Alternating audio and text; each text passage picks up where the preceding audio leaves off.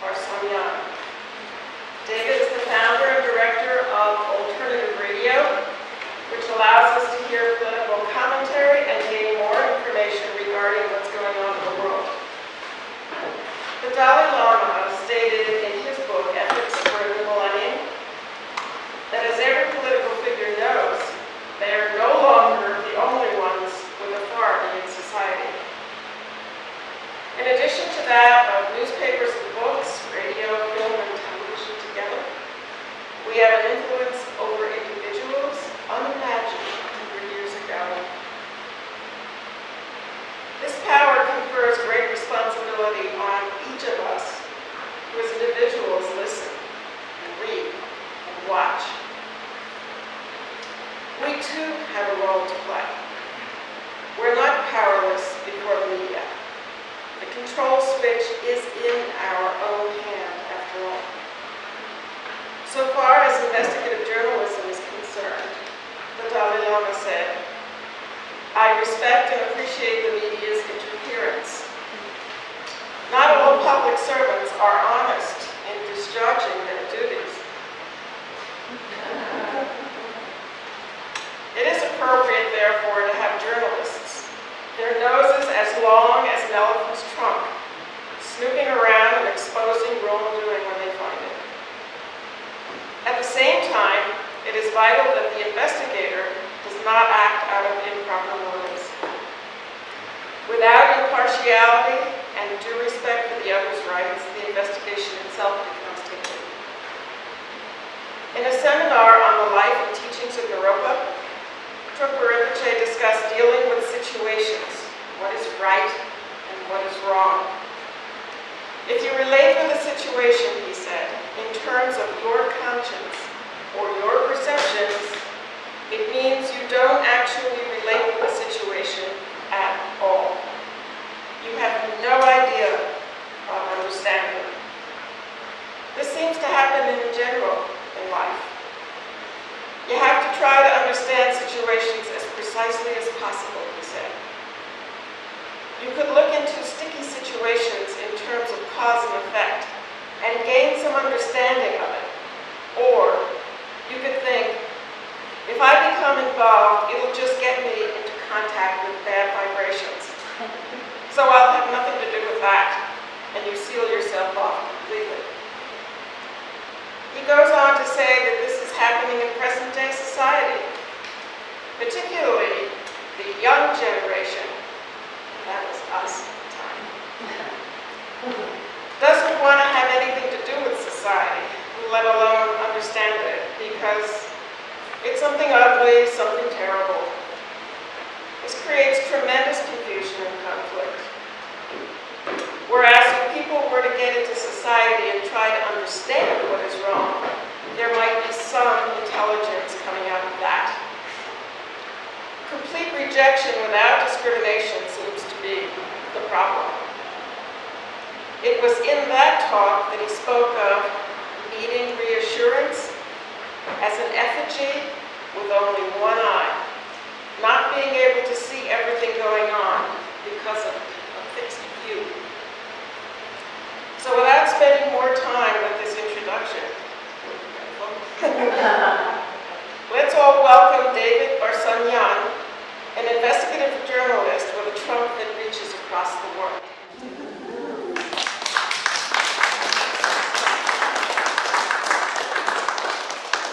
Thank you very much. Good evening. Thanks so much for inviting me here. I couldn't help but notice that the acronym for the World Affairs Group is WAG. But I'll try not to be too much of a drag on your WAG.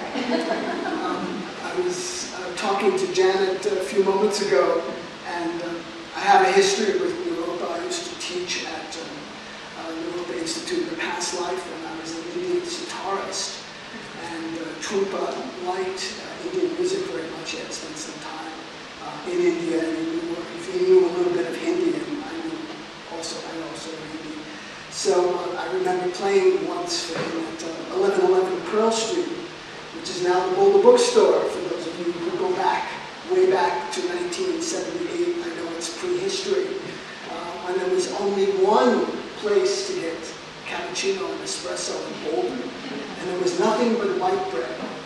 So the town has evolved over 30 years in many and varied ways. I stopped teaching at Naropa in the mid-80s, which is about the time I gave up my program on KGNU called Ganges to the Nile. I first started radio here in 1978 when I moved here. Very serendipity.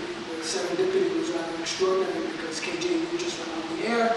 And they were looking for people to do programs, and I had just come from India, and I knew all this stuff about Indian music, and because I'm Armenian, I can talk about Turkish and Arab music, and Iranian music, and Afghan music, and things like that, sufficiently enough to entertain people on the radio. So thus began my career. But fairly quickly, I became I politicized what was a music program, because I felt that there was such a tremendous amount of just sheer ignorance here about them, the others, the East, the Orient. There was very reductive, formulaic expressions of, either on one hand, they're exotic belly dancers who eat spicy food and play, intricate instruments and flying carpets and abracadabra. And on the other hand, you had this ferocious, demonized image of bearded terrorists, waving AK-47s and shouting death to America.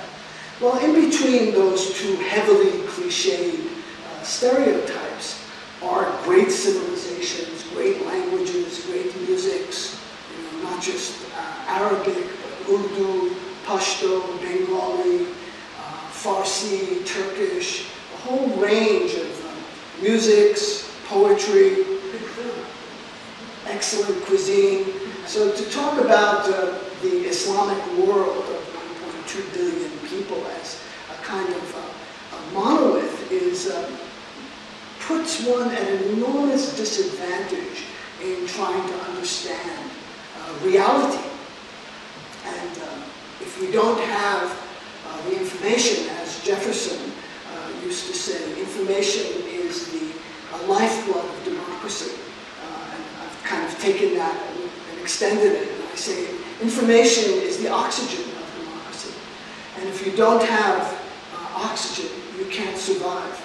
And many of our fellow citizens are in this kind of state of lacking oxygen, living within cliches and platitudes, and getting disinformation from the corporate media, which is another reason I decided to begin what I was doing, my own career. I'm a rather late bloomer, by the way, but that's okay, because I couldn't make a living playing sitar and eating restaurants in New York and teaching here either. So I managed to turn this into a professional outcome. And one of the things I found in the early 80s was I was very unhappy with the corporate media, the kind of coverage it was providing. And a book came out around that time called The Media Monopoly. And it was the first book that uncovered or really discussed in a coherent and cogent way the concentration of the media in the hands of a few corporations. Now, mind you, this book, the first edition of this book came out in 1982. And at that time, 50 corporations controlled most of what Americans read, listened to, and watched. 50. Now, the author, his name is Ben Baddikian, he's written 6 subsequent editions. So let's just track the concentration. From 50 in 1982, the next edition, 28, then 23, then 14, then 10, then 6. The latest is 5 corporations controlling the media. They are CNN, that's AOL, Time Warner, Viacom, that's CBS, the News Corporation, Fox, General Electric, which is NBC, and Disney, ABC. We often hear about UN weapons inspectors, visiting different countries. I think we need to have perhaps something similar here, visiting the studios of these media outlets who promote enormous amounts of disinformation, straight-out propaganda, lying, and they're responsible for distracting millions of our fellow citizens who are now totally gaga about, John Edwards' affair with this filmmaker. That's the lead story. If you watch, and I have to watch this stuff, Anderson Cooper last night on 360.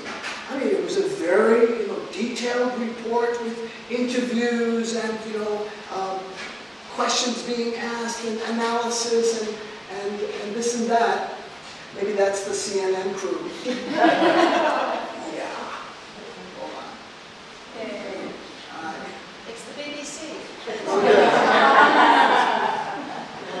So I tell, when I'm overseas, I tell foreigners that we have WMDs here. They literally do, of course. But we have also the media, which really function as a weapon of mass distraction, where so many of our fellow citizens know more about Britney Spears and K-Fed, is Alex Rodriguez dating Madonna, and is that the cause of his filing for divorce? Lindsay Lohan, does anyone remember Anna Nicole Smith? I mean, it's gone. Remember, there are these bursts of scandal and distraction, and then they're replaced by new scandals and distractions. The Edwards story will disappear in 2 or 3 days, so get as much of it as you possibly can right now. But this issue of concentration of the media, particularly in the hands of these large corporations, I think poses real problems for the communication needs of a democratic society. If we are to be an informed citizenry, then we must have access to real information, not the kind of propaganda that I contend is so much a staple. And when I use that term propaganda, it's hard for many Americans to hear it because it has very pejorative connotations. Obviously, one thinks immediately of Europe in the 1930s and torchlight parades and the like.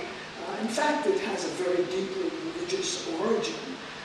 The Pope in the 16th century was very worried about the inroads that this new Protestant religion was, cutting into Catholicism, and he sent out missionaries to propagate the faith. That's what they were called. They were instruments to propagandize, to spread the word of the one true church, in his view, the Catholic Church, and to stem the tide of Protestantism. So it does have this 500, 600-year-old origin. And in more modern times, of course, not just references to the 1930s, when we even think of propaganda or when the media talk about it, it's always about the information that is generated from designated, demonized rogue states like Iran, North Korea, maybe Pakistan, maybe Syria. One doesn't know the enemy du jour. It changes, as political requirements change as well. So the idea that we are subjected to propaganda is something that I think we need to examine very closely. As a master propagandist said in the 1930s, it would not be impossible to prove with sufficient repetition of the people that a square is in fact a circle and a circle is a square. All that is required is repetition, the big lie. That was Goebbels, Hitler's minister of what was called, incidentally, you'll be interested in this, his ministry was called the Ministry for Public Enlightenment. I How is that for an Orwellian term? Before Orwell was even known, the Germans were calling propaganda public enlightenment, and Goebbels was its minister. And Hitler also said, with constant repetition, we can convince people that heaven is hell and hell is heaven. These are just words, and words can be manipulated, and we can mold the public mind. This is a very interesting concept that goes back to World War I, when the Allies created, actually, a propaganda commission called the Creel Commission under Woodrow Wilson to whip up war frenzy here in the United States. Does that sound familiar? Then it was to persuade the American people that Germany was going to attack the United States and completely destroy us, and Germans were barbarians. There were famous stories about German troops throwing babies up in the air and bayoneting them. All of this fabricated, but it did the trick. By 1917, Americans in large numbers were ready to do battle with the savage Huns. And we can see similar echoes of propaganda campaigns to persuade people to fight in wars or to support wars, or to watch television in silence, or to be online in my place and in chat rooms and not do anything about what is, I think, a very drastic situation. Martin Luther King once said, "Our lives begin to end the day we become silent about the things that matter." Our lives begin to end the day we become silent about the things that matter. And he was someone, of course, who spoke out with great eloquence and articulation about the United States and U.S. Foreign policy. You might recall his speech at Versailles Church on April 4th, 1967. That Martin Luther King, incidentally, has been buried, has been put in Orwell's memory hole, and has virtually disappeared. The Martin Luther King that's trundled out on his birthday is the one who speaks at the Lincoln Memorial in August of 1963 with that very poetic, majestic speech of I Have a Dream. Martin Luther King was then commodified, he was packaged, and he was kept safe from the Martin Luther King who in the last 5 years of his life evolved in a very dramatic and radical way to someone who had a deep understanding of what drove racism, as he called it, the triplets of materialism, imperialism, and racism. In that Versailles Church speech, if you read it today, and every time he says Vietnam and put in the word Iraq, you don't miss a beat. In that speech, he called the United States the greatest purveyor of violence in the world today. 40 years later, 41 years later, we are still the most violent country on earth. We are heavily armed internally. We have military bases. We have over 725 military bases in over 125 countries, something along those lines. And we spend close to $1 trillion a year on weapons of mass destruction. We are now in a situation in Iraq and Afghanistan of permanent war. I don't see any way out, and certainly none of the candidates are promising anything except some cosmetic touches here and there. And just 10 days ago, I was speaking in Denver on the occasion of August 6th and then again on August 9th, when our country was the first and only country to use atomic weapons. So I think we need to be really realistic about who we are and what we do in the world, and not hold on to the fairy tales and fantasies about, we're dedicated to democracy and liberating people and really care about human rights. These are all tropes of propaganda deliberately designed to induce a state of comatose in the population, so that people just go along, continue to wave the flags in parades, pay your taxes, and by the way, if your son or daughter can join the Marines, that would be great.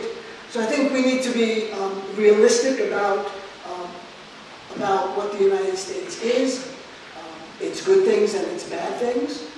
And unless we are realistic, then there's no possibility of change if we continue to live in illusion. There's a Buddhist doctrine of ahimsa, which is nonviolence. It's hard to talk about ahimsa when you're spending $1 trillion a year on weaponry and internally have the most heavily armed population on the face of the earth.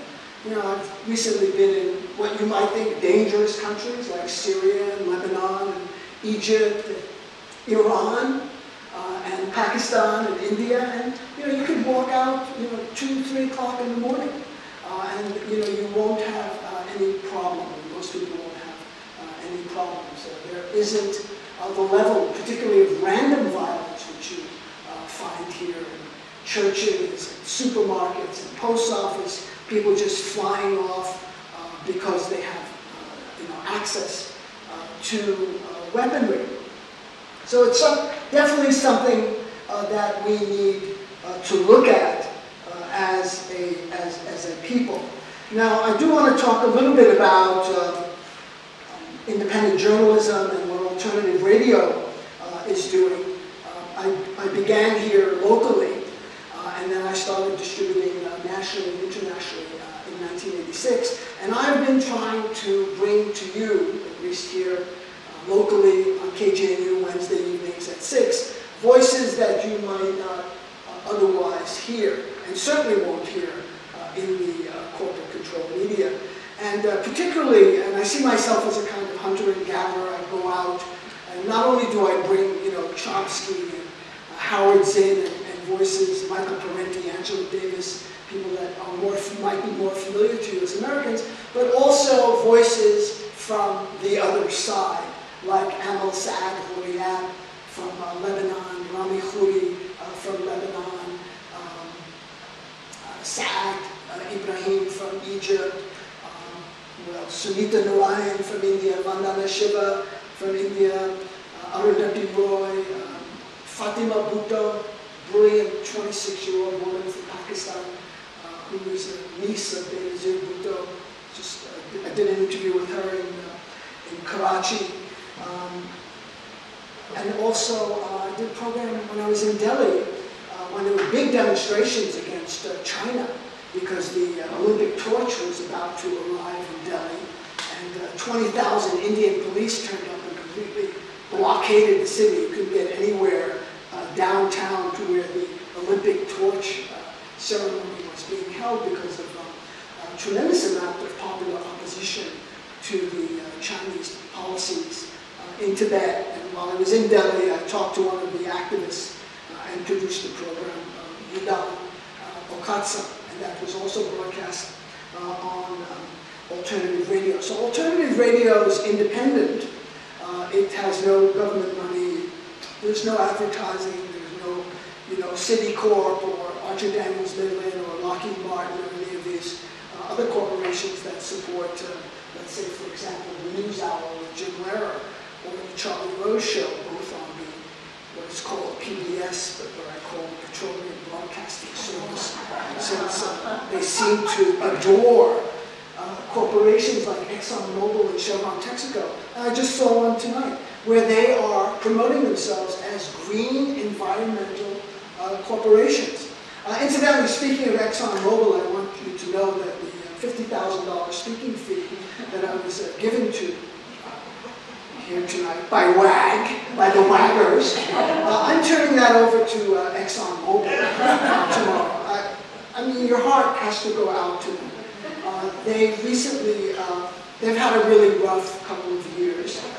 In 2006, they posted the greatest profit of any corporation in the history of capitalism. It was $34 billion. A year later, it was $36 billion. Now it's in the 40s.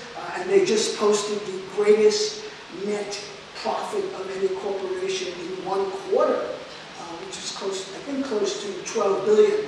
So if you want to know where a little bit of that $4 a gallon, I hope you're not shelling out. I know you're all virtuous Boulderites, biking and walking everywhere and driving Priuses, but you might want to know that some of that money is going into the pockets of ExxonMobil. So you can, I can see you appreciate my compassion, because this is a Buddhist center, and compassion is very much in order when we're talking about corporations that are struggling, trying to make ends meet.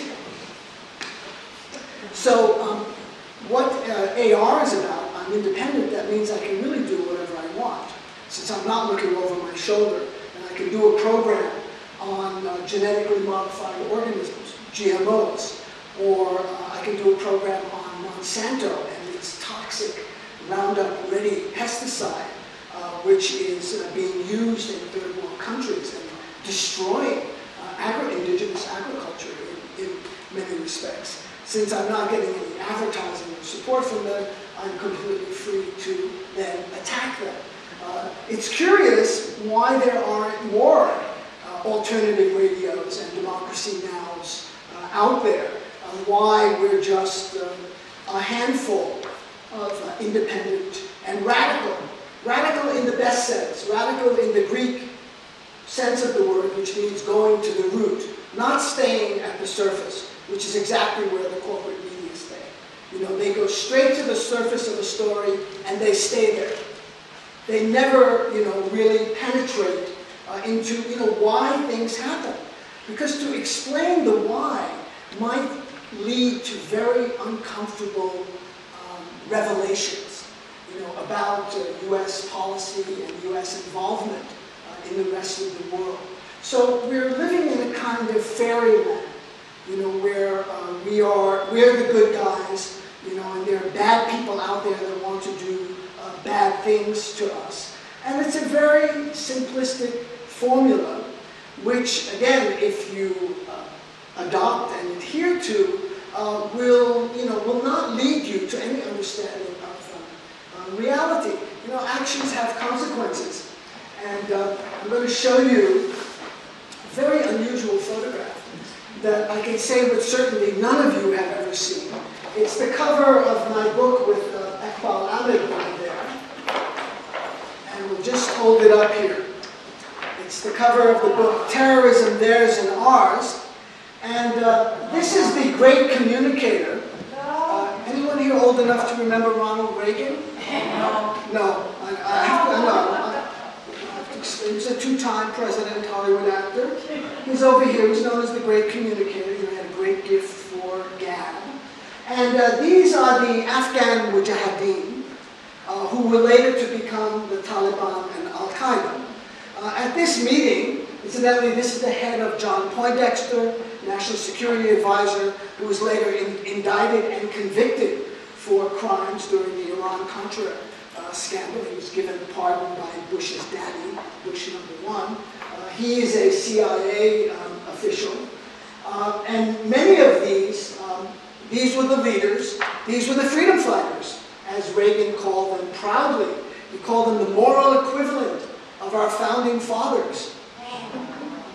So actions have consequences. We recruited the most fanatical and extreme elements from the Islamic world, particularly from Afghanistan, got into bed with them, embedded ourselves literally and figuratively, and then, you know, they morphed into formations that now pose, I think, great discomfort for the United States. So you have to be careful about what you wish for.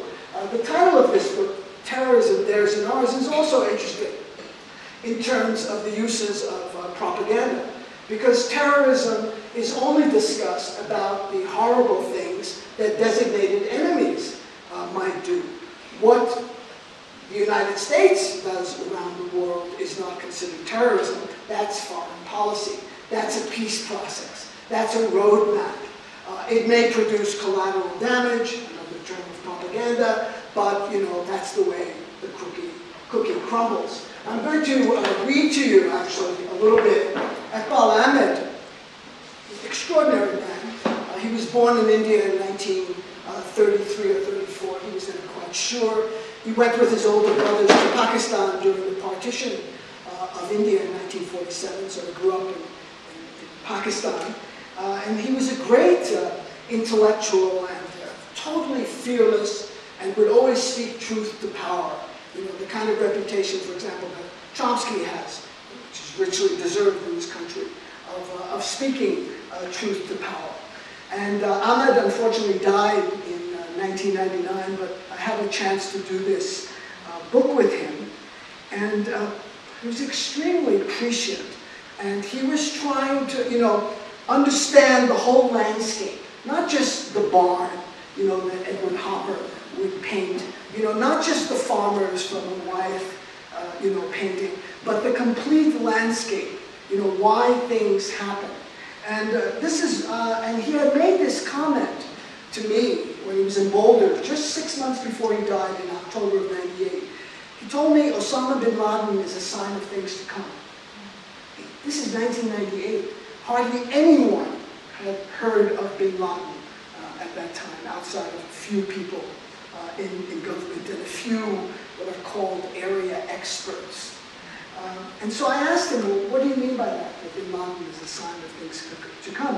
And he said, the United States has sowed in the Middle East and in South Asia very poisonous seeds.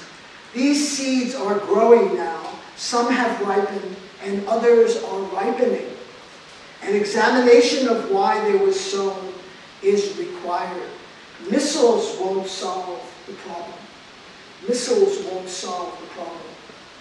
That's from Terrorism, Theirs and Ours. This is a little copy of the book. I've got some copies over there. It's only $7. So if you look on the cover, you don't notice until you turn it over that it's Reagan sitting in the Oval Office, you know, hosting these homicidal maniacs. That's who they were. These were drug trafficking warlords that we allied ourselves with. You know, ends and means. Gandhi had a lot to say about ends and means. Do the ends justify the means, or you know, or do they not? I mean, this is an interesting philosophical question.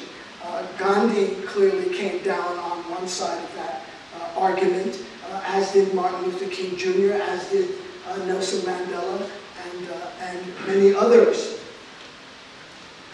So it's important to get the information.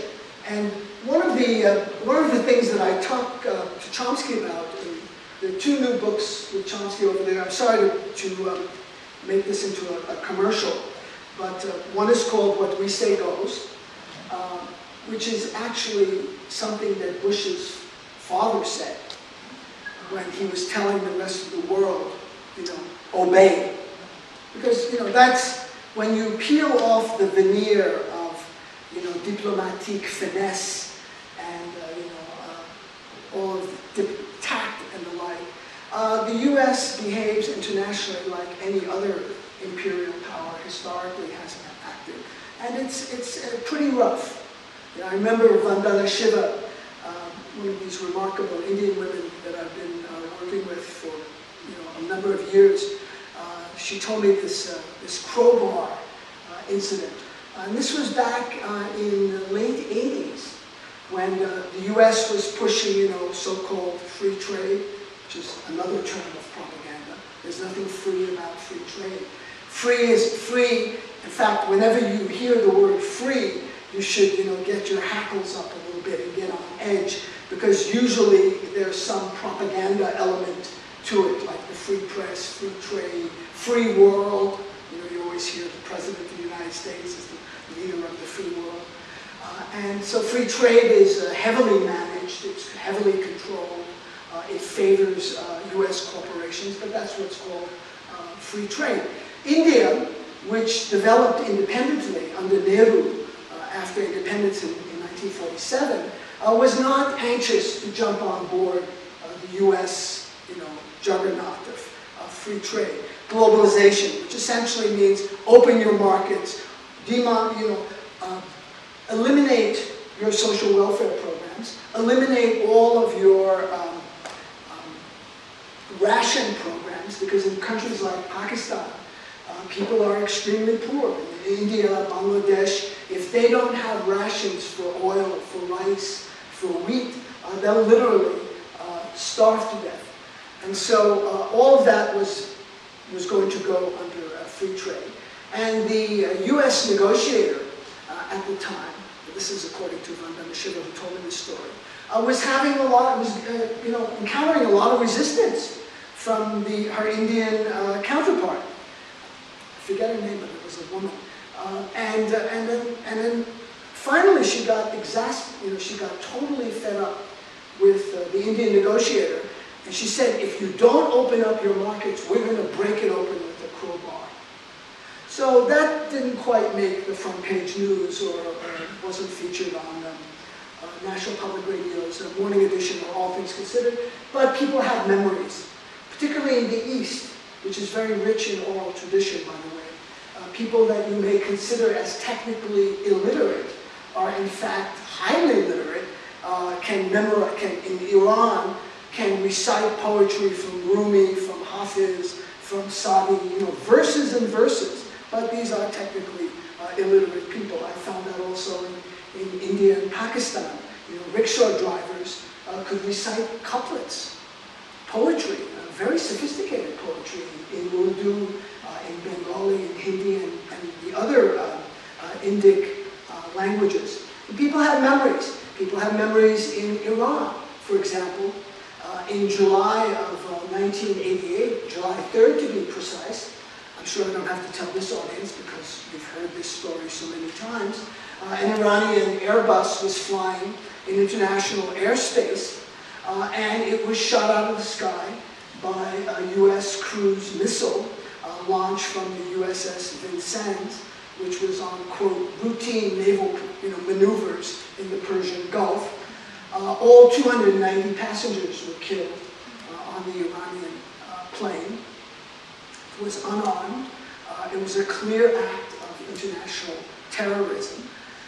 And there was no compensation offered to the Iranians. When I was in Iran last year, everybody knew about this. Everybody still talked about it, about the double standards of Washington when it comes to international law. Again, you go to what we say goes. We define the rules, we make the rules, we define the rules, and we enforce the rules. Now, it's really interesting. You may wonder, where does W get his arrogance from? He gets it from his father. This is a lineage, like other things. It's directly inherited. During the 1992 campaign, some foreign reporter, I don't know who, it certainly wasn't an American journalist, asked George W. Bush, who was then, about this Iranian airline. That it was clear that it was in international airspace. It was not threatening the U.S. Destroyer. By the way, before I get to the punchline of this, the captain of the ship that shot this plane out of the air, what do you think happened to him? He must have been punished. He must have been court-martialed, probably sent to Fort Leavenworth. Here's someone who understands reality. He was given a medal and promoted when he returned to the United States. You don't think the Iranians noticed that? I mean, that was front-page news in Iran. It was no-page news here in the United States. It just goes down the memory hole.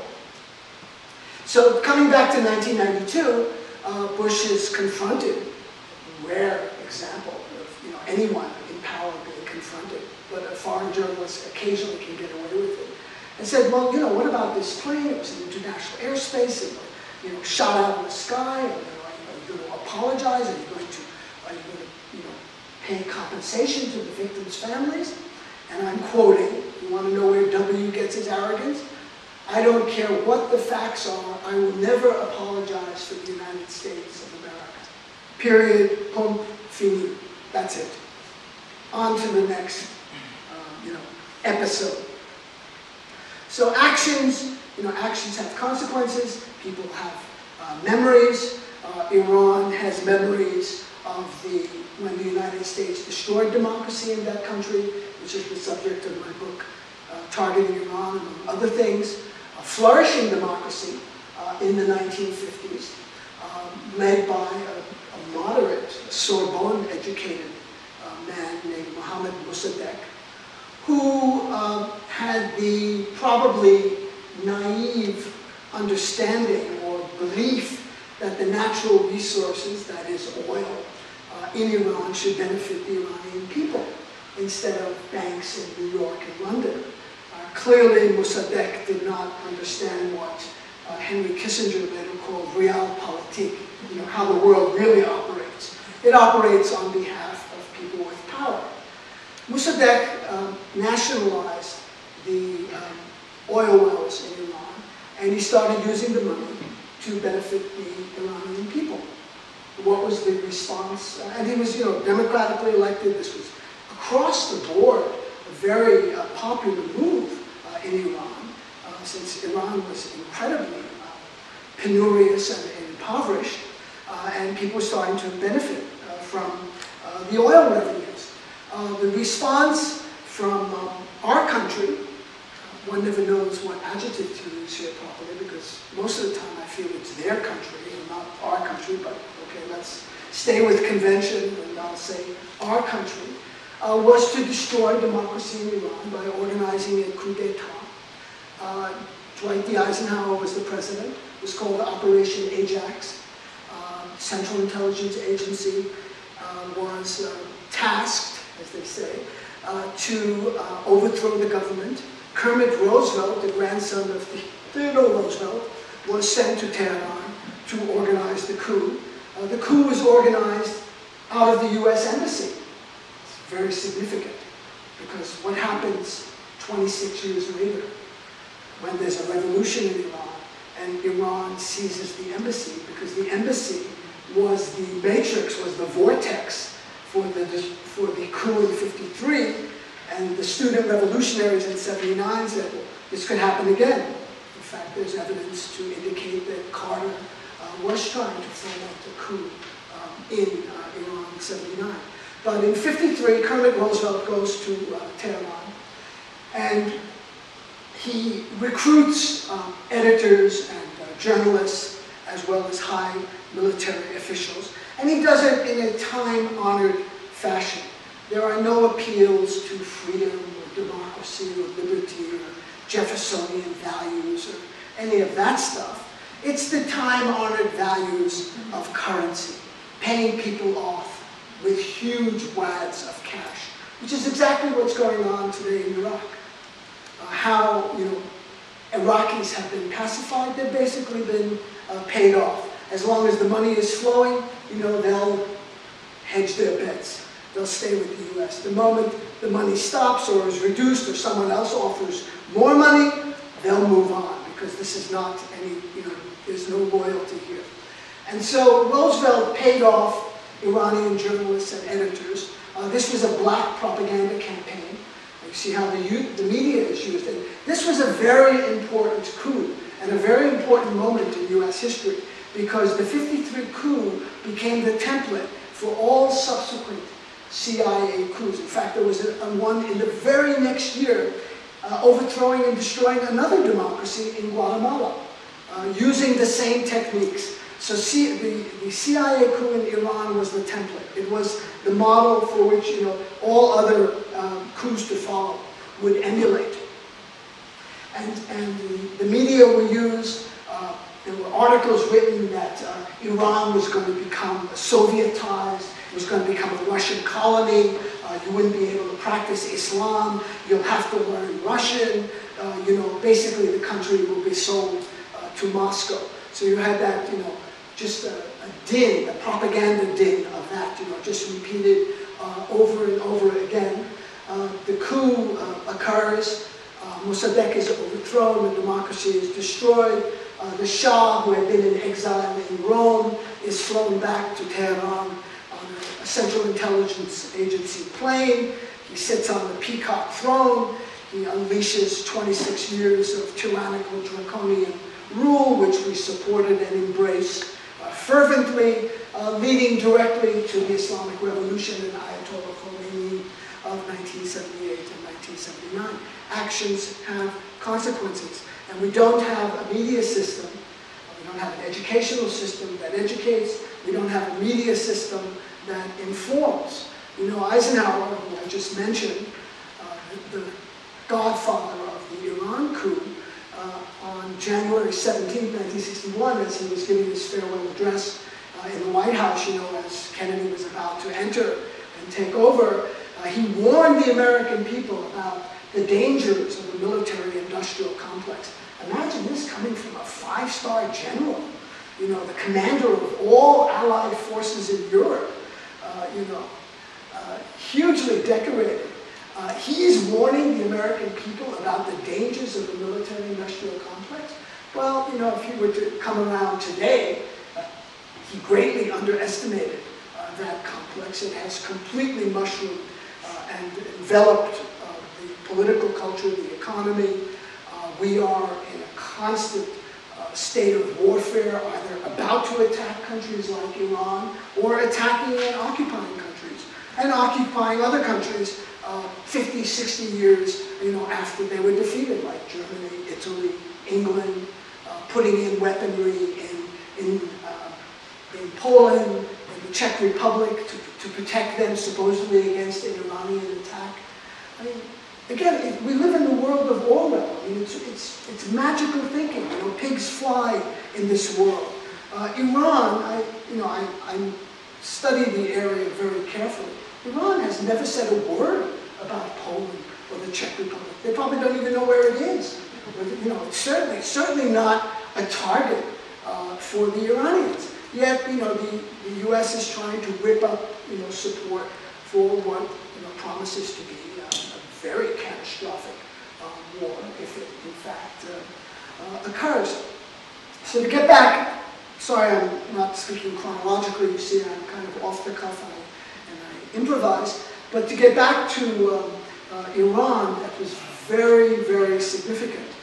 What happened in '53, it had tremendous consequences. And it was during the time of the Shah, incidentally, to show you another interesting anecdote. In 1975, the Shah of Iran went to Kissinger and Ford and said, oil is a finite resource. Imagine this. This is, how many, 30, 25, 33 years ago. Oil is a finite resource, and I must be thinking about the future energy needs of the Iranian people. And you know what, and therefore, I want to develop alternative sources of I want to use atomic energy. What was the response from Kissinger and Ford? Shah, you are a genius. You are farsighted. You are thinking about the energy needs of the Iranian people in the future. We will sell you 6 General Electric NBC nuclear reactors, which in fact, they did. I raise this issue because in 2005, when Iran is making the same argument, and arguably now, you know, 30 years have passed, and the depletion of oil is not even controversial. It is more than finite. We know that it's ending. We are in a period of peak oil right now. But when Iran says makes the same argument that the Shah made in '75, Kissinger goes on to Charlie Rose and says they're a bunch of liars. They clearly want to develop weapons. They have plenty of oil. Why do they need atomic energy to generate electricity? They have all that oil in the ground. Since we live in the USA, the United States of amnesia. That's Gore Verdun, not me. My line is United States of aggression, USA. All of these things are just swept under the rug. We don't have, you know, a media system that reminds us of anything. There's no context. There's no background. There's no history. You know, any realtors out there, you know, your mantra is location, location, location. Well, with politics and events, it's about context, context, context. And if you don't have the context, if you don't have the training, if you don't have the background, if you immediately want to do the most difficult, yogic pose, like Briksha Asana, trying to bring your hand and stand like that, without any preparation, you'll completely, you'll collapse. You'll become discouraged, and you'll not be able to progress. So it's important to have, I believe, that kind of background. I mean, there's a million things I can say. Clearly, the Cheney-Bush administration, or the Bush-Cheney administration, is very anxious to have a war with Iran. You can't miss the signals. They've issued a number of very unambiguous bellicose statements, usually also referring to all options are on the table. Iran is completely surrounded by U.S. military forces in Afghanistan, in Iraq, north in Central Asia, and in the Persian Gulf, which is virtually an American lake, full of aircraft carriers, destroyers, cruisers, submarines that have cruise missiles, Air Force bases in Qatar and in Diego Garcia. Iran is in a vice, and the idea that Iran poses a threat to the national security of the United States is pretty rich, and maybe pigs do fly and speak Sanskrit and Pali. Maybe they do. I'd like to see the evidence of that. Maybe Sanskrit, but I don't think they know Pali. That's another level of erudition. So it's important to get away from magical thinking and to strip away the veneers, like Gunter Grass says, the truth is like an onion. You have to keep peeling off. He himself has had problems with the truth, by the way, but leaving that aside, we need, and I feel what the purpose of alternative radio is to be that kind of voice that peels away the veneers of half-truths and mythologies and literally fairy tales about who we are and what we do in the world. The possibility of war, extended war, is grave, and you can't get much inspiration from Barack Obama, who also utters this mantra mindlessly. All options are on the table when it comes to Iran. In fact, I'm looking for the exact quote. Meanwhile, you have Christian fundamentalists, American Taliban, raging in pulpits all over the country on Saturday mornings and Sunday mornings and Monday nights and whenever they may meet, literally beating their breasts, onward Christian soldiers, this is a crusade, this is a jihad. They're just like the jihadists that we're fighting. The American Taliban, Ayatollahs like James Dobson in Colorado Springs. You don't have to go very far, just drive down I-25, there they are. Turn on the radio, drive in Texas or Oklahoma or Kansas and listen to the radio. It's very instructive. You're getting these fundamentalist Christians who believe that the only religion is one that is highly militarized and aggressive, and has aligned itself with American imperialism. In other words, with the worst aspects of American political thinking. One of these crazies, they are lunatics, is, you may know him, John Hagee. He heads up something called Christians United for Israel, and there was a recent, in the speech that he gave, incidentally, he's endorsed McCain. Not that means a lot. But he says the United States must join Israel in a preemptive military strike against Iran. Okay, that's his desire. Now he tells us why. This is the interesting part. To fulfill God's plan for both Israel and the West. I'm glad God has a plan. As you see, I come unprepared myself. It's always good that God has a plan. And what is that plan? A biblically prophesized end-time confrontation with Iran, which will lead to the rapture and the second coming of Christ, to which I can only say Jesus Christ. Everything is in the gray areas, in things that are left out. what does Hegel fail to inform his congregation about this, about the rapture and all the true believers going up? Well, if the Jews do not convert on the spot, they don't get to go to heaven in the rapture. They get to go to hell with everyone else. So, slight tribulation, slight thing that's left off. It's really also curious that these fundamentalist mullahs, that's what they are, have a history of virulent anti-Semitism.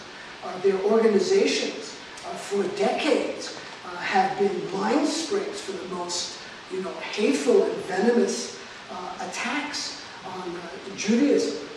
Now, I think many of them see that's not going to play well.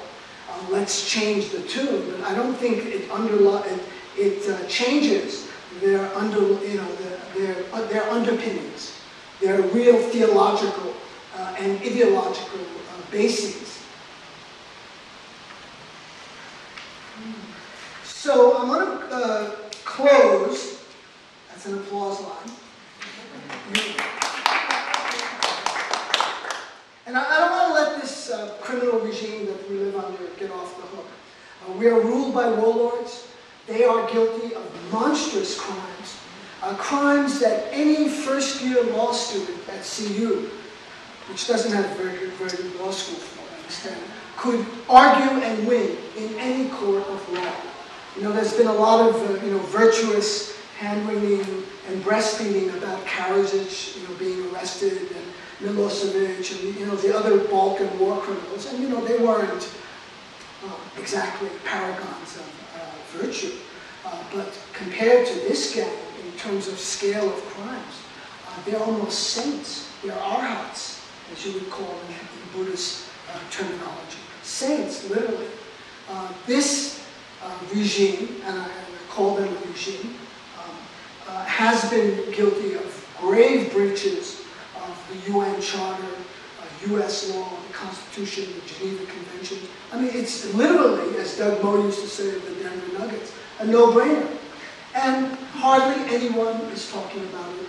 It looks like they're going to ride off in the sunset if they don't bomb Iran on the way out, collecting their $20 million, book bonuses from Simon & Schuster and HarperCollins, and then giving, lectures at CU and other colleges for, about the same fee that I charge, $50,000 or $100,000, an engagement. This is, the moral corruption of these guys getting off the hook. It's just, to me, is unacceptable and enrages me. And if you can't tell, I am slightly, energized and animated about, war crimes going unpunished. I know a little bit about this from my family history, so it's not remote. I happen to be Armenian. The war criminals in Turkey were never held to account for the first genocide of the 20th century. And on top of that, they have the chutzpah, that's a Sanskrit word. I like to show off my scholarship that I studied in India. They have the chutzpah to deny it to this day. So I think it's really important that these warlords be held accountable. Kucinich of Ohio, to his credit, has introduced an impeachment resolution in the House. It's been bottled up in committee. I don't know why John Conyers, who's the chair of the Judiciary Committee, does not act on it, and at least hold a proper public hearing. When Kucinich announced this in June, there were 35 charges that he presented in his account, and to which my response was, only 35? There are literally hundreds, but okay, he got the 35, greatest hits of Bush. But I think, the planning and waging of aggressive war, even the threat of war, is a violation of the UN Charter. It is the supreme international war crime, and it was for this crime that German generals and high state officials of the Nazi regime were hanged at Nuremberg. That's what they were brought to Nuremberg for. Not because of the death camps. That was barely on the list of charges against them. It was about the planning and waging of aggressive war and the threat of violence. So it's not only the use of violence against a country that is not threatening you, but it is even the threat of violence, as the US is doing almost on a daily basis with Iran, that is also considered a war crime and, quote, a grave breach of the UN Charter. Where do you hear this being discussed? I mean, I hate to be rhetorical. The answer is nowhere. Not even in the left media, not even in The Nation magazine, or The Progressive, or in these times. These people are literally getting away with murder. So I think this is very important. Why? I think it's very important morally, if we can still talk about morals, but also politically. Because in the future, other presidents will say, look what Bush did and got away with it. If he can get away with it, what's stopping me? If I want to, attack Transylvania, if I want to attack Latvia or Lithuania or Estonia, I can do it. Who's going to stop me? Georgia. So I think, that's very important. Okay, so I will get to your questions in just a moment. So Can you tell us about Georgia and the Russians? Yeah, well, why don't we leave that in the Q&A. I just want to, you always have to be careful when someone who improvises, says finally, and I want to close, because usually he means, the person means he's got a lot more to say. But, yes. I was in Pakistan. I spent 2 of the last 6 months there. It's a very interesting country. It's not a country only of, jihadi fanatics, that want to kill you. It's also a country of great musicians and poets and architects and artists and painters and dramatists and theater people. The greatest Urdu poet of this era, his name is Faiz Ahmed Faiz. He died a few years ago. Incidentally, he was a very good friend of Eqbal Ahmad. I mean, they were really very, very close politically as well. And there have been many demonstrations in Pakistan in which I've participated in Islamabad, in Karachi, in Lahore, for democracy. Incidentally, again, our country, their country, has been backing the military dictator Pervez Musharraf since 1999. There is a democracy movement in Pakistan that wants to restore the rule of law there. And one of the tools of resistance is poetry. So, and you see people in these demonstrations with buttons that just say bull or pennants saying bull, but also with the full text of the poem. This, incidentally, again, you might think of Pakistan full of misogynists, women haters. This poster was all over Islamabad on International Women's Day, March 8th, this recent March, and I couldn't resist. I grabbed one for myself. So it's about speak. Speak, your lips are free. I won't bore you with the Urdu. Speak, your lips are free. Speak, your tongue is still yours. This magnificent body is still yours. Speak while your life is still yours. Speak, there is little time, but little though it is enough. Time enough before the body perishes, before the tongue atrophies. Speak, truth lives. Say what you have to say. Speak. So that was all over Pakistan, still being used today. And now, actually, I want to find a kind of equivalent to that by Lawrence Ferlinghetti, who was kind enough to publish this book, City Lights, targeting Iran. He wrote a poem called Speak Out. And again, I think this is, if I have any message this evening, it's about speaking out. It's about getting informed. It's about being active citizens in a democracy. It's about breathing prana into the democracy. Prana, that breath force. Our democracy is basically in the ICU. There's barely a pulse there. Yeah, it's still alive. But I was just talking to, I was in Gore Vidal a couple of weeks ago, interviewing him, and he said, the republic's dead. It's done. It's completely trashed. We live in a one-party state. two business parties basically that present different candidates, but with very little in terms of genuine opposition or diversity. So this is Ferlinghetti, maybe echoing Fez Ahmed Fez. Speak out! And a vast panorama sweeps across the land, and America turns the attack on its twin towers into the beginning of the Third World War, the war with the Third World. And no one speaks, and they're rousting out all the ones with turbans, and they're flushing out all the strange immigrants with strange last names, and no one speaks. While all the young men and young women are off in the killing fields again. So now is the time for you to speak, all you lovers of liberty, all you lovers of the pursuit of happiness, all you lovers and sleepers deep in your private dreams. Now is the time for you to speak, O silent majority, before they come for you. Thank you very much.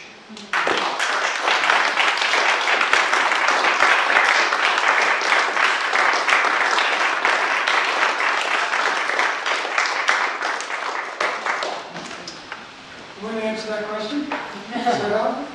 About Georgia? Yeah. It's right, it's in the Caucasus. It's aligned itself with the US. The president of Georgia is very much an ally of Washington's. As I say, with all these post-colonial separations, the collapse of the Soviet Union led to post-colonial borders, post-colonial breakups, the breakups of the British Empire, for which we are still paying for today. The catastrophe in India and Pakistan and Afghanistan and Kashmir all has to do with the breakup of the British Empire in 1947. The division in Ireland, the division of Cyprus, the division of Palestine in 1948. All of these legacies continue to reverberate today, as the legacy of the breakup of the Soviet Union in 1991. Peoples got caught on the wrong side of cartographers' drawings. And so in Ossetia, in Georgia, and in Abkhazia, there is an overwhelmingly Russian ethnic and Russian-speaking population. They're not Georgian, and they wanted to be part of Russia. So, but they were incorporated into Georgia. That's one part of it. The other part of it, this will come as a great shock to you, has to do with oil. There's a major pipeline that skirts around Russia, much to Russia's chagrin and distaste, and goes through Georgia right into Turkey. And this was seen as a kind of economic threat to Russia. Russia sees right now the United States in a very weak position. It is. It's an incredibly weak position. The economy is a shambles. If you haven't noticed, it's not just the foreclosures, the run on the banks, the failing banks, the unemployment, the collapse of the manufacturing sector in the country, the supremacy of the warfare state, where all we're producing are F-16 and aircraft carriers and submarines. A huge dislocation, $10 trillion in debt, a military that's gasping for breath in Iraq and Afghanistan. So I think Putin sees this as an opportunity to, flex the bear's muscle. The bear wants to show Washington that it's back, that it has claws, and that it can act in what it sees as, quote-unquote, its near abroad. The Soviet Union, with the exception of Cuba, during the whole history of the Soviet Union, never really extended itself outside its immediate borders. Unlike our country, which tries to rule the world and has wars and invasions and interventions everywhere on military bases, as I said, in multiple places. I don't know if that answers your question. It probably doesn't, but it may give you a little bit of the historical and political background. I'm against the use of force. I am for ahimsa. But Shakishvili introduced Georgian military forces in southern Ossetia. Supposedly there were Russian ethnic people, citizens there of Russian origin who were killed. That triggered, rightly or wrongly, the Russian response. So it seems that Tbilisi miscalculated. They thought that they could incorporate these two disputed areas into Georgia proper without Moscow saying anything. So I think this is what we have now. I want to just do a commercial announcement as well while you're thinking of your next question. There are a whole bunch of books there, including Arundhati Roy, Howard Zinn, Tariq Ali, 2 books by Noam Chomsky, which are £15 each. That's $30 for those of you who are watching the dollar in London. But I got them in London, but they're only $10 here.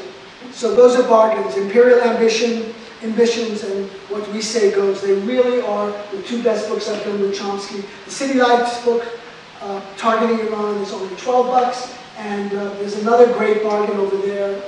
2 CDs. They're 1 hour each of alternative radio programs. One is by Scott Ritter. It's a speech on Iran. And the other is a speech by Noam Chomsky on Iraq. So they're only $10. Get copies, burn them, distribute them. I'm not interested in copyright infringements. Get the word out. Let's try and stop this war before it starts. Because as we've seen with Afghanistan, about to enter year 8, and as we see with Iraq, now in year 5, that it's very hard to stop a war once it starts. Yes, in the back? Hi. So, from the perspective, you have a position that's, you have a position that I guess I would characterize as sort of a rejectionist left, which would argue that there is no material difference between the political parties, which you've made the case, I think, quite vividly. Therefore, how do you escape the Leninist bias of heightening the contradictions? I mean, from your perspective, shouldn't we be celebrating the Bush administration and welcoming the incoming McCain administration because of their trashing of the American empire? I mean, it's one thing to have a hegemon that is an effective manager of the economy and the empire. It is far preferable to have catastrophic incompetence. So what Bush has managed to accomplish is something that no president since the Second World War has accomplished, which is, you know, all the bad things that everybody knows of going on. I mean, the things that we're talking about tonight are, in some sense, not so much of a mystery when you see bodies rotting in the street in New Orleans. I mean, this is supposed to be America, and that doesn't happen here. So in a way, shouldn't we be pleased with the government that we have? Multiple comments and multiple questions about the moribund, desultory 2-party system. You know, I voted today in the primary. You know, I'll probably vote for Obama in November. There are differences, particularly on domestic issues, that are very significant. If you're interested in reproductive rights, censorship, free speech, those kinds of things. There are major differences between the 2 political formations. On issues of foreign policy, the differences narrow quite dramatically. It's mostly about modalities and techniques, how to have an effective U.S. empire, how to invade and occupy countries, how to do that efficiently, how to not waste your taxpayer money, how to do it in a way that is quote unquote acceptable. It is true that this regime has, you know, an adjective came to my mind today when I was trying I was thinking about what I was going to say tonight, believe it or not. And the adjective that came up was incalculable. This regime has done incalculable damage to the United States. economically, militarily, and morally. It's very hard to measure moral power, but this regime has really done tremendous damage, and whoever is elected, and it's not clear that Obama is going to be elected, by the way. If you think it's a lock, I would say, just look at the landscape and listen to what people are saying, and listen to the coded language of what they're saying. Whoever is elected in November is going to have a monumental hole to dig out of. So I don't think this is anything to celebrate. I'm not a Leninist. I'm sorry to see the damage that has been caused here and the damage that we have caused elsewhere. 1 million plus Iraqis dead, 5 million refugees, 2.5 million internal, 2.5 million in Syria and Jordan, Lebanon, and Egypt. 1 in 4 Iraqis suffering from malnutrition, complete collapse of public services. And just the other day, this criminal warlord who rules said he had, quote, no regrets about Iraq. None. No regrets. Well, if you do the math, and Dar Jamal has done the math, an independent journalist, unembedded, 1 in 2 Iraqis today is either dead, a refugee, wounded, or starving. So that's something not to have any regrets about: the destruction of Iraq, Afghanistan, possible attack on Iran. Just one other anecdote. When I talk about this in Pakistan and Iran and Lebanon and Syria and Egypt, it's an applause line. When I say that George W. Bush and his criminal gang have greatly, have done tremendous damage to the United States, people applaud. Now, this is not some schadenfreude going on here. They're not like gleefully, they're like, good. It's not that. They're doing the calculation in their mind. Well, if the U.S. is weak, then there's less chance we're going to get bombed. And that's a good outcome.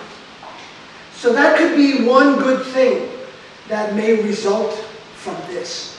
Our delinking ourselves from imperial ambition, our ceasing to become a permanent war machine with a permanent war economy, and start talking about education.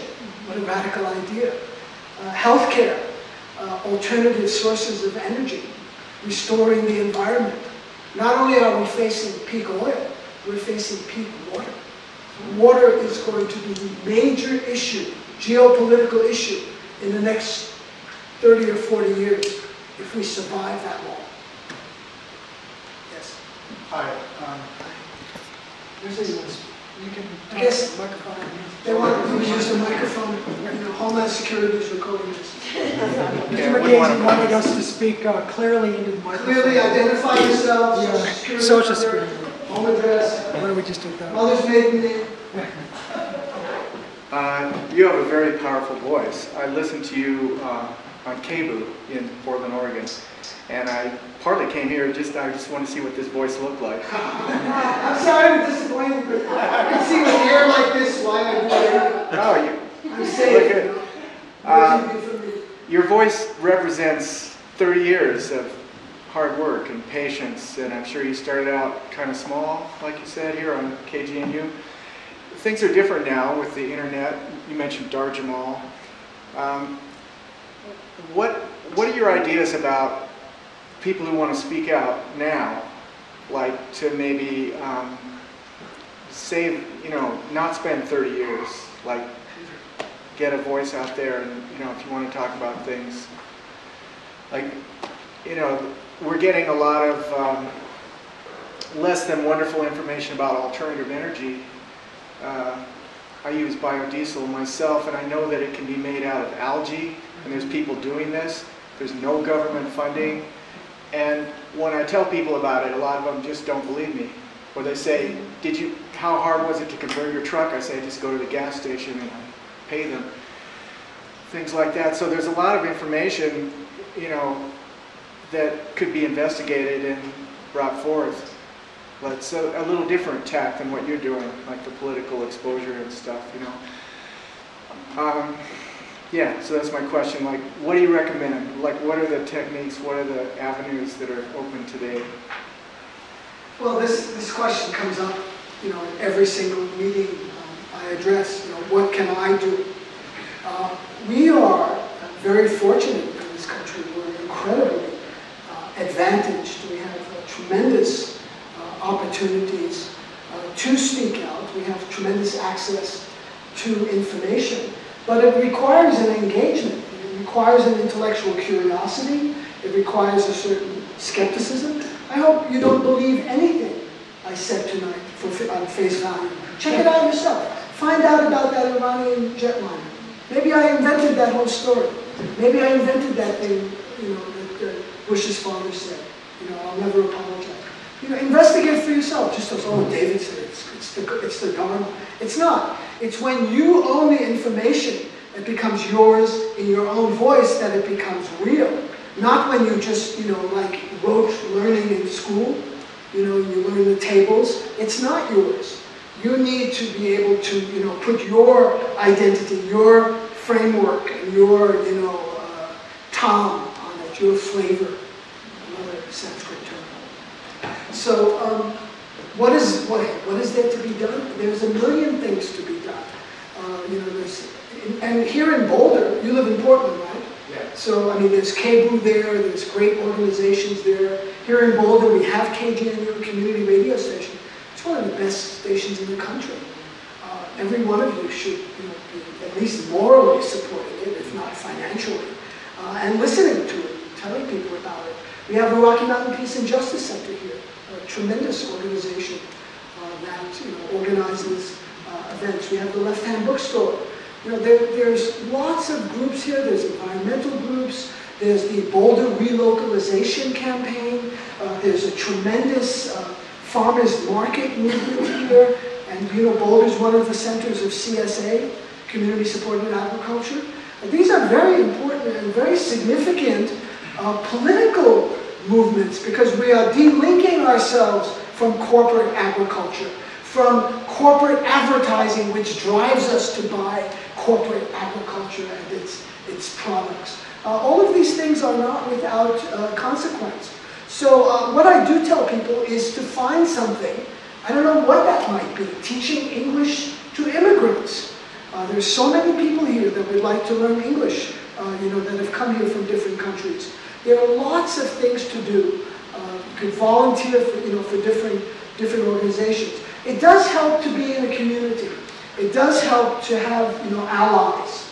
You know, so I feel, you know, I have this electronic umbilical cord, you know, that goes out, you know, from Boulder, but, you know, goes all over the world because of all of the radio stations that broadcast my program and the people who listen and who write in and, you know, who call and make suggestions and support, you know, alternative radio. So there's a lot to be done. And, you know, if you go to countries which are in desperate straits, like Pakistan, which, you know, I mean, Afghanistan is a failed state. Pakistan is failing.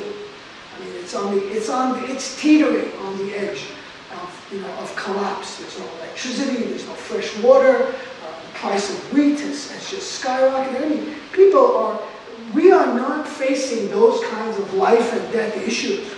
You know, we're not going to go home tonight, you know, and when we turn on the tap, wonder whether there's going to be water or not. We know that there's an unlimited supply of water in the world.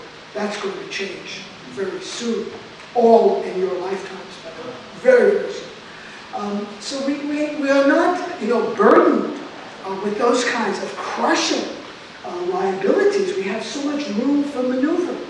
Yet, nevertheless, you know, it's always Americans that ask this question. What can we do? What should we do?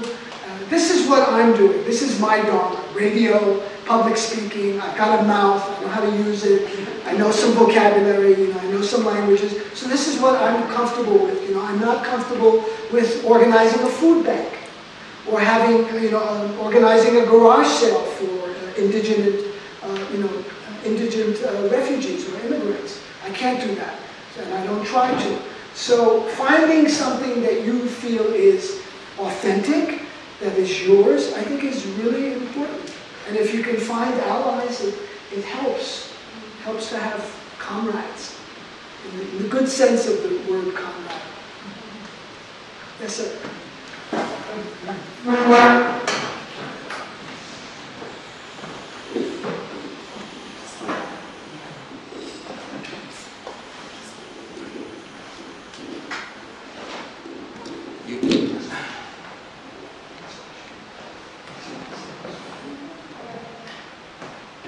You just mentioned Pakistan. I was thinking to ask a question before I came about what's happening in Pakistan.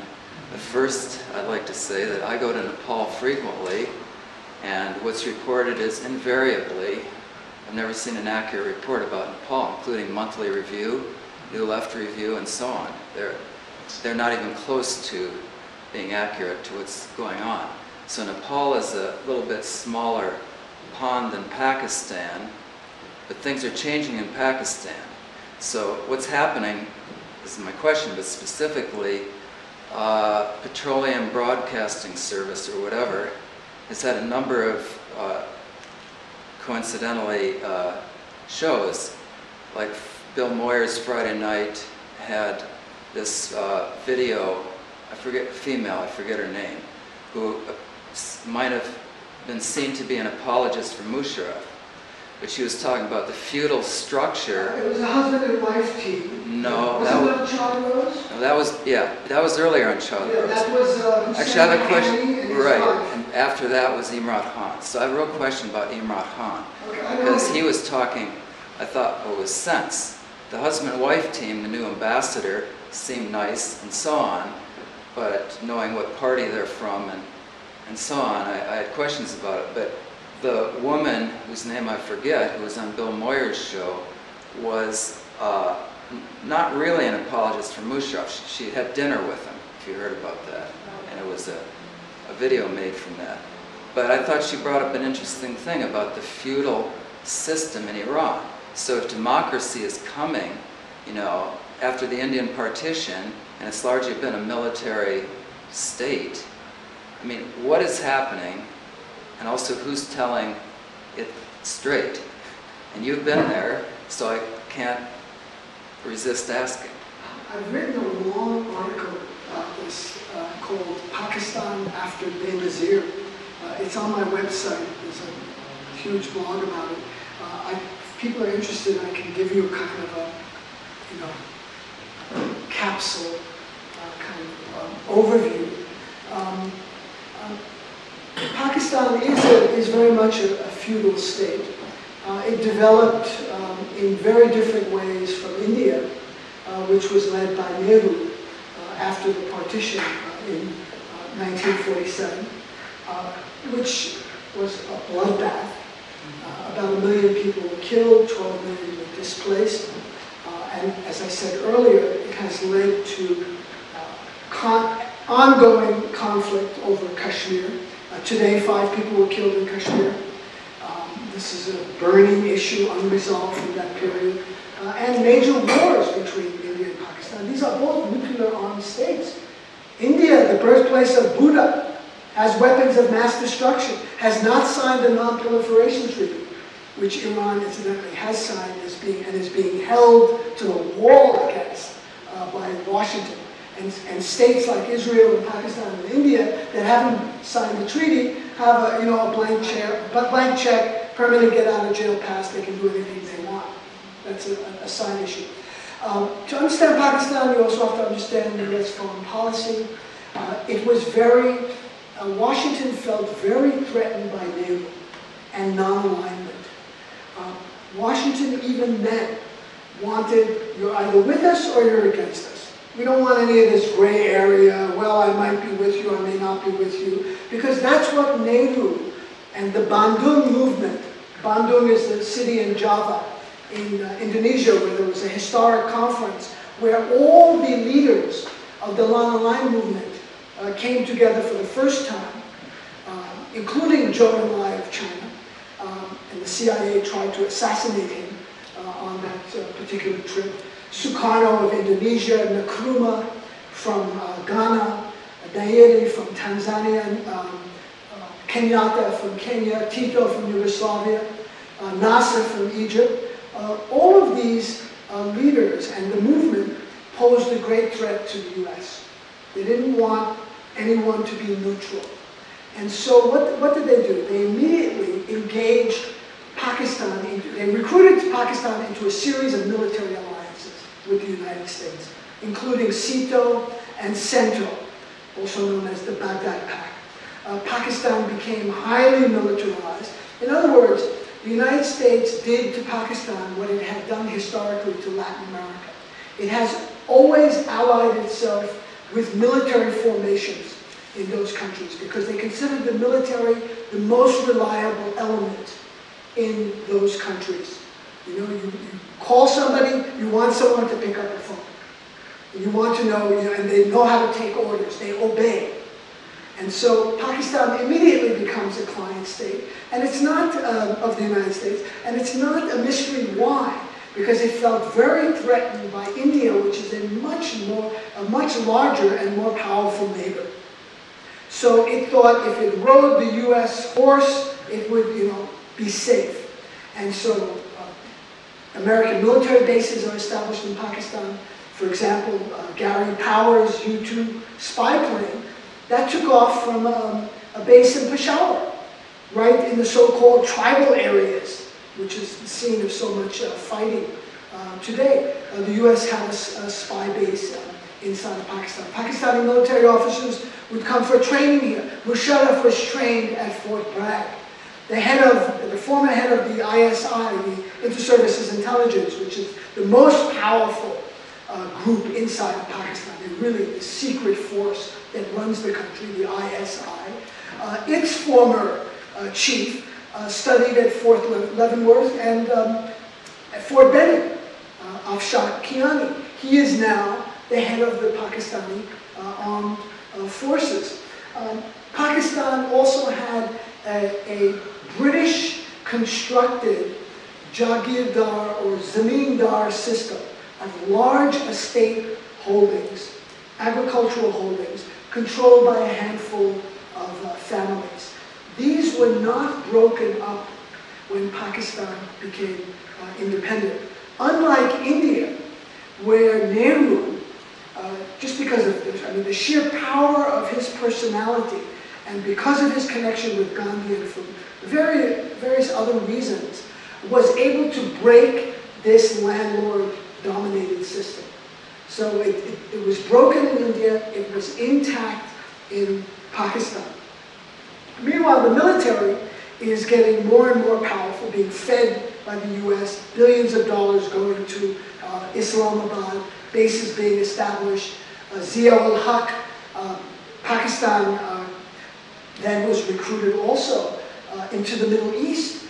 The US used Zia-ul-Haq and the Pakistani army to massacre Palestinians in Jordan in 1970 in what is called Black September. Pakistanis flew Saudi Air Force planes throughout the 1960s and 1970s and 1980s. The Saudis didn't have any Air Force pilots, the Pakistanis did. So they were being used also abroad as a kind of mercenary force. Today, the military has tremendous, not just military power, but economic power in Pakistan.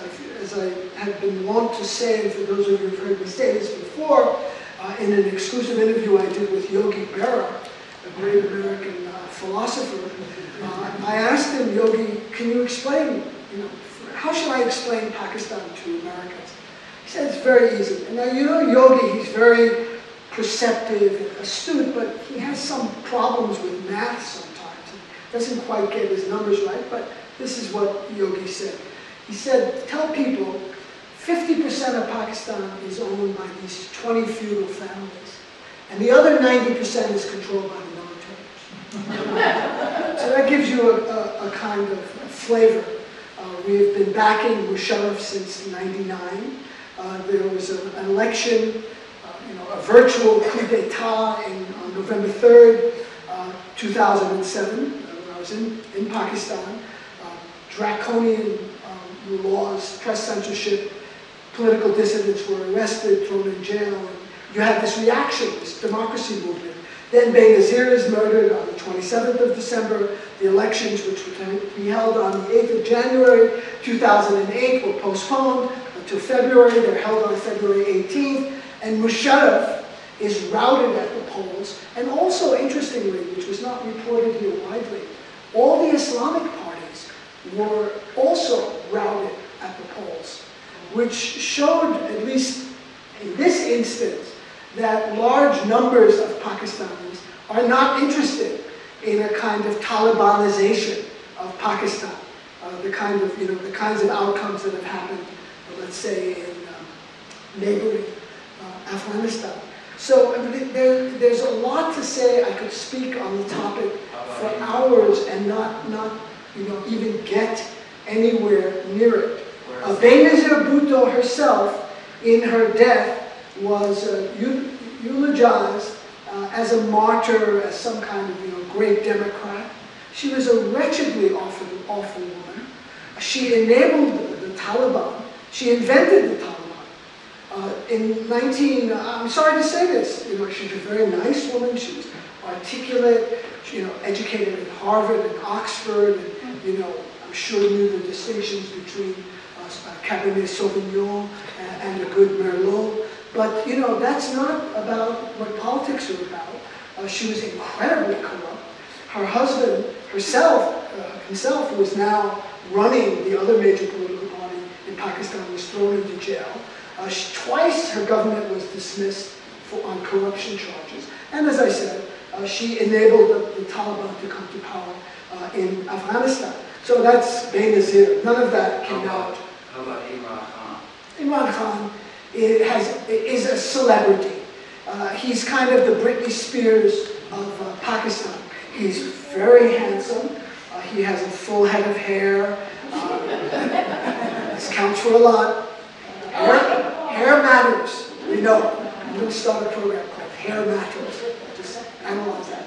But he's a national hero because he's a cricket star. So he's like Michael Jordan of Pakistan. He started a political party, which is called the Tehreek-e-Pakistan, the movement of Pakistan.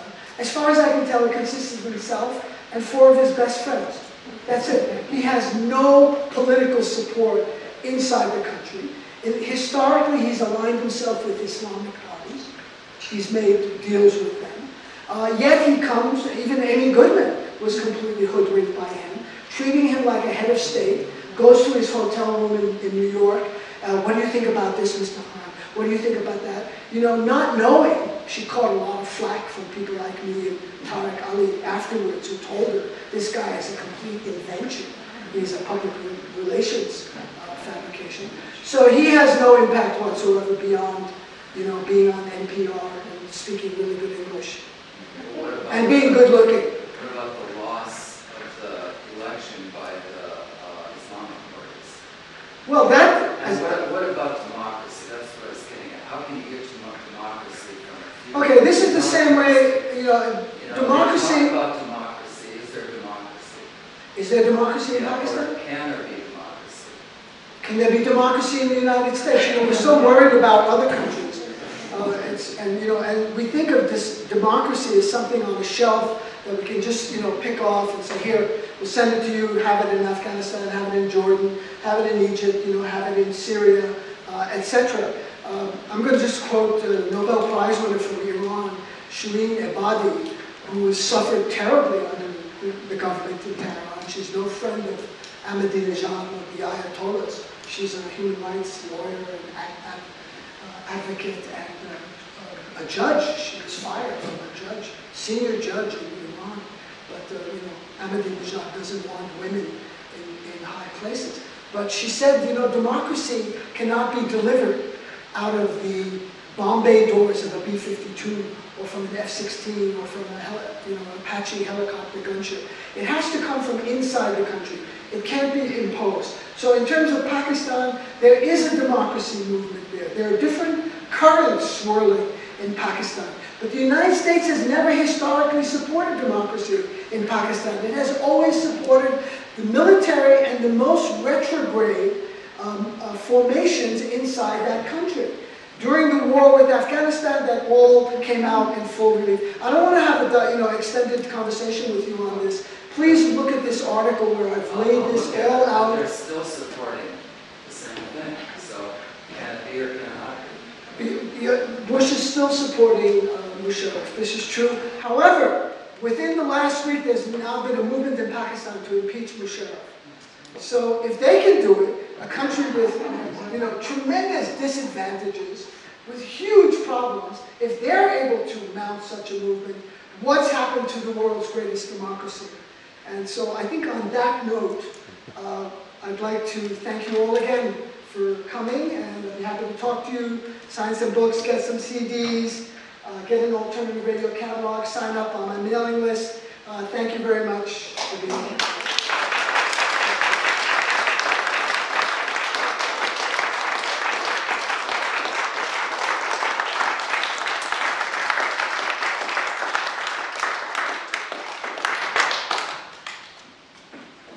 Okay, those were my opening remarks.